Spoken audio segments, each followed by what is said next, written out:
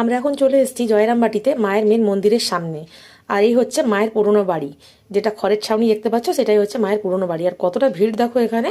যাই হোক, আমরা এখন মেন গেট দিয়ে ভেতরে ঢুকে যাব। দেখো, আর বেশ সুন্দর দেখো, সাজানো গোছানো তোমার মন্দিরের চত্বরটা। আর এই হচ্ছে মায়ের মেন মন্দির। দেখো তোমার, দেখো কত ফুল গাছ দিয়ে কি সুন্দর করে সাজিয়েছে, বেশ ভালো লাগছিল। যাই হোক, এই হচ্ছে মায়ের মেন মন্দির। আমরা সন্ধেবেলায় পৌঁছেছিলাম তো, সেই জন্য এখানে এখন ভজন কীর্তন তোমার হচ্ছিল। দেখো, এই যে দূর থেকে তোমরাও দেখো, মায়ের মেন মন্দির এটাই তোমার। আর এই হচ্ছে মায়ের কুলদেবতা। দেখো, এখন তালা বন্ধ হয়ে গেছে। যাই হোক, আমরা বাইরের দিকে প্রণাম করলাম। আর এখন যাচ্ছি দেখো মায়ের নতুন বাড়ির দিকে। দেখো কি সুন্দর আলপনা দিয়ে সাজানো আছে। আর খড়ের ছাউনিটাও দেখো কি সুন্দর, বেশ সুন্দর শান্ত নিরিবিলি একটা পরিবেশ। যাই হোক, আমরা বেশ সুন্দরভাবে দর্শন করলাম। তারপরেই দেখলাম রাস্তার ধারে তোমার বেশ সুন্দর গরম গরম চপ বেগনি ভাজছিল।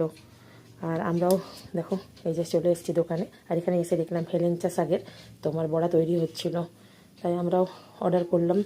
আর চপগুলো টেস্ট কিন্তু দারুণ ছিল। চলো, বাই।